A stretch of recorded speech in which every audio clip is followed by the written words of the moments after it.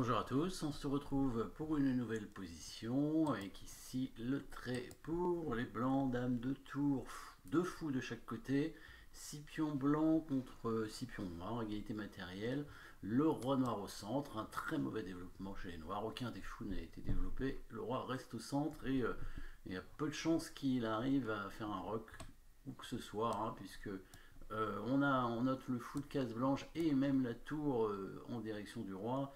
Le seul intérêt des noirs serait d'échanger les dames, justement ces derniers coups des noirs, dame B4 pour proposer un échange de dames.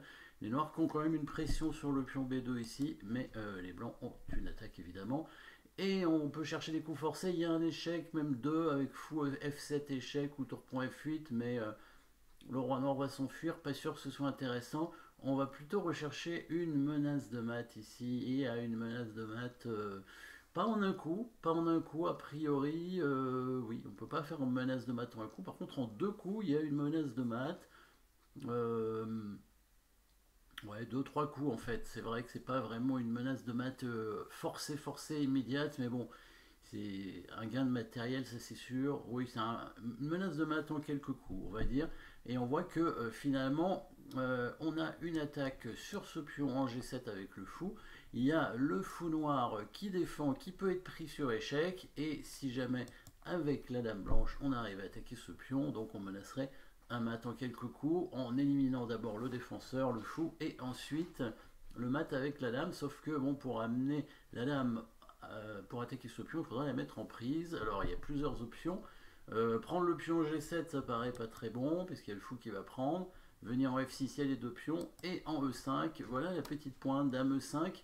Et l'idée, c'est que s'il prend la dame, en fait, on mate directement avec le fou en F7, hein, protégé par la tour, puisque la colonne serait ouverte pour l'autre tour, hein, un dégagement d'espace ici. Donc un joli coup dame E5 qui menace. Donc tour prend F8 échec. Élimination du défenseur, suivi de dame prend E7 échec protégé par le fou. Et si le roi s'enfuit, il y aurait même ensuite dame prend ou tour prend D6, etc. Donc après le coup dame E5. Si par exemple les noirs prennent le fou qui n'est pas protégé ici en C4, on fait tour prend F8. S'il prend du roi, on fait échec et on mate. S'il prend de la tour, il est mat tout de suite. Et s'il vient ici, alors pas sûr qu'on le mate, mais en tout cas on va gagner du matériel, c'est sûr. Dame prend E7, roi C6, peut-être qu'on va le mater en prenant de la tour. Tour prend D6, roi B5. Bon, déjà on peut gagner une tour ici, hein, en faisant tour prend F8, on va pas chercher plus loin, mais on pourrait peut-être le mater avec dame E8 échec. Et s'il vient en A5, on a le fou qui arrive en D8. S'il couvre, on prend la tour, et s'il vient là, bah, on pousse le pion, et c'est mat, hein, voilà, tout simplement, voilà. Bon, après, évidemment, si on prenait simplement la tour, c'était bien déjà, il y avait une tour d'avance, mais puisqu'on le mat, c'est mieux. Donc, menace concrète, menace de mat, en fait, il faut défendre le pion, hein, avec les noirs. Il a trouvé le coup tour B7 pour défendre le pion. Pour conserver aussi évidemment la menace sur le pion B2, donc la dame ne peut pas trop bouger ici, de la diagonale en tout cas. Il n'y a pas tour prend fou puisque ce pion est protégé maintenant par la tour en B7. Par contre, le fou blanc qui est attaqué peut tout simplement attaquer la tour. Voilà, il fait fou D5 avec deux options, deux idées. Bah, prendre la tour tout simplement, mais aussi faire fou C6 échec peut-être, hein, pour créer une attaque. Alors on remarque que la dame peut toujours pas être prise, hein, à cause du mat en F7, toujours pareil. Donc toujours une dame imprenable, invulnérable. Sur un coup comme tour C7, on fait donc le coup fou C6, hein, et sur tour prend C6, tour prend F8. Et bah, s'il met son fou en D7, pareil. Et s'il met son roi ici, on peut prendre le pion, hein, puisque le pion E7 est cloué. Donc on peut prendre de la dame, par exemple.